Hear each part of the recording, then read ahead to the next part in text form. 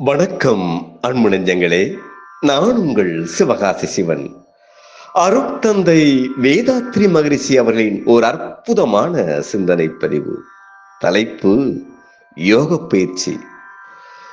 தோற்ற பொருட்களை பற்றிய அறியும் விஞ்ஞான அறிவோடு தோன்றாத மறைப்பொருட்களாக உள்ள மனம், உயிர், மெய் அதாவது உடல், இம்மூன்றையும் அறிய வேண்டும்.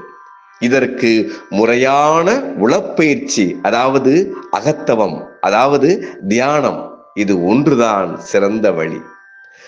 இத்தகைய உளப்பயிற்சியினால் அறிவானது கூர்மையும் நுண்மையும் அமைதியும் உறுதியும் தெளிவும் பெறும்.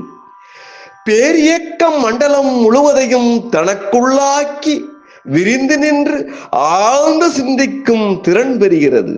இதனால் எல்லா பொருட்களின் தன்மைகளையும் உணர்ந்து கொள்ள முடிகிறது.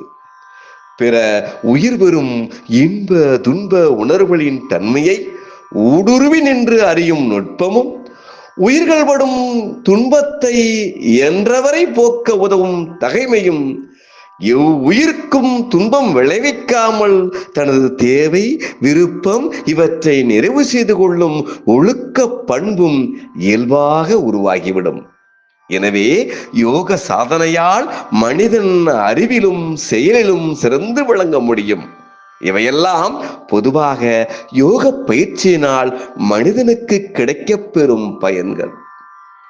வாழ்க வையகம், வாழ்க வளமுடன்.